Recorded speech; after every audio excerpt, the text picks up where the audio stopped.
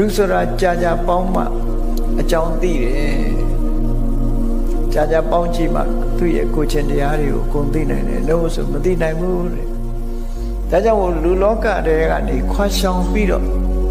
တောတောင်တွေထဲမှာနေထိုင်ကြတယ်တချို့ယသိသူတော်စင်တွေဆိုတာလူချားတဲ့သွားရမှာအလွန်ကြောက်တယ်ဘာလို့ကြောက်တုံးဆိုလူဆိုတဲ့လူတွေဟာကောက်ကျစ်တယ်မယိုးဖြောင်းကြဘူးကောက်ကျစ်တယ်အဲ့ဒါကြောင့်မလို့လူလောကထဲမှာလူတော်လူကောင်းဆိုတာရှားဖွေပြီးတော့ပေါင်းတဲ့ဆက်ဆံမှုတော်တော်ကိုခဲရင်တယ်လို့ဆိုပြီးဒီ50ဇတ်တွေထဲမှာ435ခုမြောက်ဟလိဋ္ဌိကာကဆိုတဲ့ဇာတ်ကလေးတစ်ခုမှတ်သားစရာအလွန်ကောင်းတယ်သားဖနှစ်ယောက်ဟာတောမှနေကြတာယသိအဖေလုံးတဲ့သူကယသိဝတ်တော့သားကလေးကလည်းယသိလေးလိုက်ဝတ်ပြီးတောမှနေကြတနေ့ကြတဲ့အခါအဖေလုံးတဲ့ယသိကတောထဲမှာတတိဝလံရှာကြံသွားတော့သားလုံးတဲ့ယသိစီကအမျိုးသမီးတယောက်ကလာပြီးတော့တောထဲမှာရောက်လာတဲ့အမျိုးသမီးတယောက်ထင်းခွေပဲဟင်းရွက်ခုပေါ့လာပြီးတော့ယသိလေးကိုလူအကြောင်းတွေကိုပြောသွားတယ်ခါယသိလေးကစိတ်ဝင်စားတယ်လူပြည်လူတွေဟာပြောစရာကောင်းတယ်ဆိုတော့စိတ်ပါသွားတယ်သူကတောထဲမှာနေတာကြတော့လူအကြောင်းသိမသိအဲ့ဒါလို့ပြောတော့စိတ်ဝင်စားဖေလို့တဲ့ယသိကြီးကတော့ဒါတွေနောချေပြီးသားဖြစ်တယ်လူအကြောင်းကောင်းကောင်းသိအဲ့တော့သူကပြင်းပြီးတော့လူအတိုင်းဝိုင်းတွေကိုသွားချင်နေချင်သူ့ဖေလာတဲ့အခါကျတော့အဲ့အကြောင်းပြောတာသူဟာတောထဲမှာမပြောဘူးလူတွေရဲ့အတိုင်းဝိုင်းထဲမှာသွားနေမယ်ဆိုသူ့ဖေကိုသူကပြောတော့အရိညာခာမမာကမကိန်းတိလံကိန်းဝတ္တအဟံပုရိတန္တာတသေဝေယံတမေအခါဟိပုစိတောသူတောထဲမှာမပြောဘူးတဲ့လူတွေရဲ့အတိုင်းဝိုင်းနဲ့သွားခြင်းတယ်အဲ့လိုသွားတဲ့အခါမှာလူအကြောင်းသူကောင်းကောင်းမသိဘူးတဲ့ဘယ်လိုအကျင့်သီလရှိပြီးဘယ်လိုစရိုက်ရှိတဲ့စရိုက်ကောင်းတဲ့ပုဂ္ဂိုလ်မျိုးဘယ်လိုအနေထိုင်ရှိတဲ့ပုဂ္ဂိုလ်မျိုးသူပေါင်းရမှာလဲတဲ့ဘယ်သူတွေနဲ့ပေါင်းတဲ့ဆက်ဆံရမလဲအဲ့ဒါကိုပြောပါဆုံးမပြောကြပါလို့သူ့ဖေကိုပြောတဲ့အခါကျတော့အဖေလုံးတဲ့ယသိကြီးကသူ့ကိုပြောပြတယ်ဘယ်လိုပုဂ္ဂိုလ်မျိုးကိုမင်းပေါင်းတဲ့ဆက်ဆံရမယ်ဆိုတာကို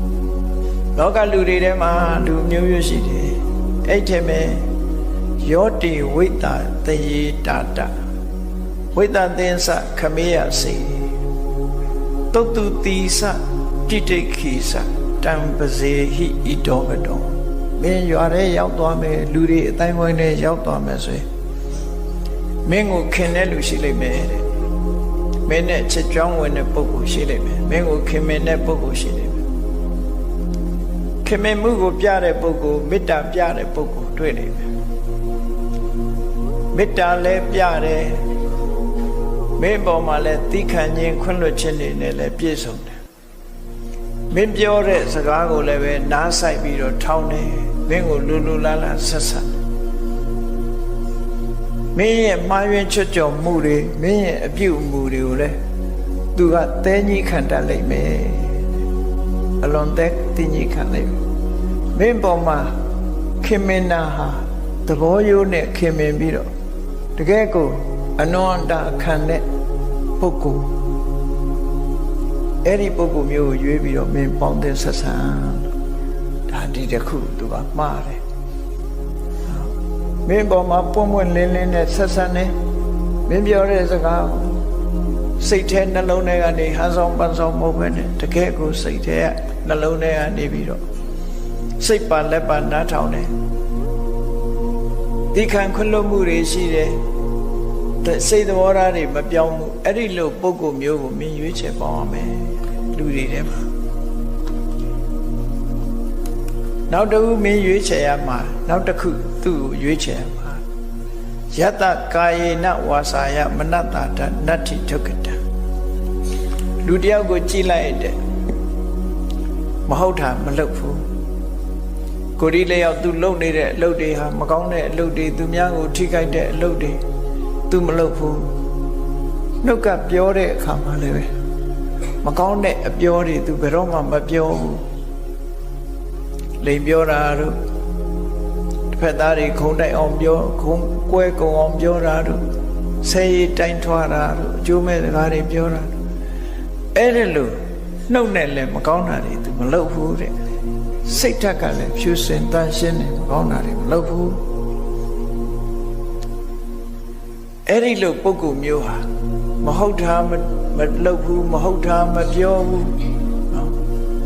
မဟုတ်တာကိုစိတ်ထဲကတောင်းစိတ်မကူးဘူးဆိုတဲ့ပုဂ္ဂိုလ်တွေဟာမိခင်ရဲ့ရင်ထဲမှာနေရတယ်လို့အဲ့ဒီပုဂ္ဂိုလ်မျိုးကိုအကိုယုံကြည်ပြီးဒီလိုပုဂ္ဂိုလ်မျိုးနဲ့သာပေါင်းသင်လို့ပြောတယ်လူလောကရောက်သွားတယ်အဲ့ဒီပုဂ္ဂိုလ်မျိုးကိုရှာပြီးပေါင်းပါဒီလိုဆိုတယ်နော်နောက်ဆက်ပြီးတော့ပြောတယ်ယောသဓမ္မေနစရတိစရန္တောပိနမညတိဒီလောကမှာလူတယောက်တွေ့လိမ့်မယ်အဲ့ဒီလူဟာသူစရိုက်တရားတွေကိုအမြဲတမ်းကျင့်သုံးတယ်သူစရိုက်တရားဆိုတာသူများအသက်မတတ်ဘူး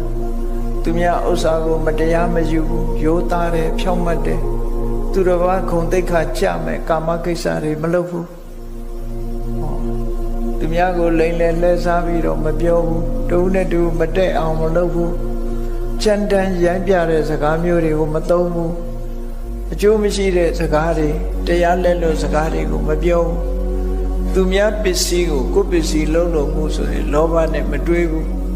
တစ်ဖက်သားပျက်စီးသွားအောင်ကြံတွေးတဲ့ဒေါသဆိုတာမျိုးတွေသူမတွေးဘူးကံကံရဲ့အကျိုးကိုညှင်းပယ်တဲ့အမြင်တွေမရှိဘူးတဲ့သူဟာတကယ်ကိုလူသိက္ခာအပြည့်အဝနဲ့လူသိက္ခာရှိရှိနေထိုင်တယ်အဲ့ဒါလို့နေထိုင်တော်လည်းပဲသူကိုယ်သူကိုငါဟာလူသိက္ခာရှိတဲ့ပုဂ္ဂိုလ်ဉာဏ်တဲ့ပုဂ္ဂိုလ်တွေနဲ့မတူဘူးလို့ကိုယ့်ကိုယ်ဘဝင်မမြင့်ဘူးတဲ့လူသိက္ခာနဲ့လည်းနေတယ်ငါလို့လူမရှိဘူးလို့ကိုယ့်ကိုယ်အထင်ကြီးတာမျိုးတွေမလုပ်ဘူးတဲ့ဝိတုဒ္ဓကာရိတ္တပညာသူလုံးသမျှအလုပ်တွေဟာတကယ်ကိုစင်ကြယ်တန်ရှင်းတယ်ဘယ်ရာလုပ်လို့ပညာဖြင့်ဆင်ញင်စဉ်းစားပြီးမှလုပ်လို့ရှိတယ်တံပဇေဟိဣတောကတောမင်းတော်တွေကနေပြီးတော့လူအတိုင်းဝိုင်းနဲ့ရောက်သွားရင်အဲ့ဒီပုဂ္ဂိုလ်မျိုးကိုပဲရှာပြီးတော့ပေါင်းသင်းဆက်ဆံပါလို့တင်လို့ဆိုတာအဲ့တော့ပေါင်းသင်းဆက်ဆံရေးဟာအလွန်ရေးကြည့်လို့ဒီလို50ဇတ်တွေကနေပြီးတော့ဆုံးမတာမြတ်စွာဘုရားရဲ့အဆုံးအမတွေပဲဖြစ်တယ်ပေါ့နောက်ဆုံးမတာတခုကတော့ဘာလဲဟလိဋ္ဌိရာဂံကပိစိတ်တံပုရိတံရာဂဝိရာခိဏံဟလိဋ္ဌိရာဂဆိုတာဟလိဋ္ဌိဆိုတာနနွင်းရာဂဆိုတာဆိုးတာနနွင်းဆိုးတဲ့ဝါကျွတ်လွယ်သူကလည်းပေါင်းသင်းဆက်ဆံပြီးဆိုလို့ရှိရင်အခုခင်တော့ကြမတည့်ဘူးနော်ဟိုစိတ်ဓာတ်ကမမြဲဘူးလို့ဆိုလို့ပေါ့လောကလူတွေရှိတယ်အေးတွေ့နေတဲ့အခါတကယ်ချင်းတကယ်ကိုယဉ်နေကြီးတော့ကြမမြင်အောင်ဆောင်သွားဒါမျိုးတွေလည်းလောကမှာရှိတာနော်မသိတဲ့လူမမြင်အောင်ဆောင်ခြင်းဆောင်တယ်သူစိတ်ကအပြောင်းအလဲတွေများတယ်ဟလိဋ္ဌိရာဂတဲ့မမြဲဘူးတဲ့ကောင်းတဲ့အလုပ်ကလည်းပြက်လွယ်တယ်သူမေတ္တာမြန်ပြက်ပြဲတယ်မဆွဲဘူးတို့ဆိုကပိစိတ်တာမြောက်လို့ပဲသူစိတ်ကမငြိမ်ဘူးမြောက်များဟာဒီတကိုင်းဆွဲကိုင်းလိုက်ဟိုတကိုင်းဆွဲကိုင်းလိုက်နဲ့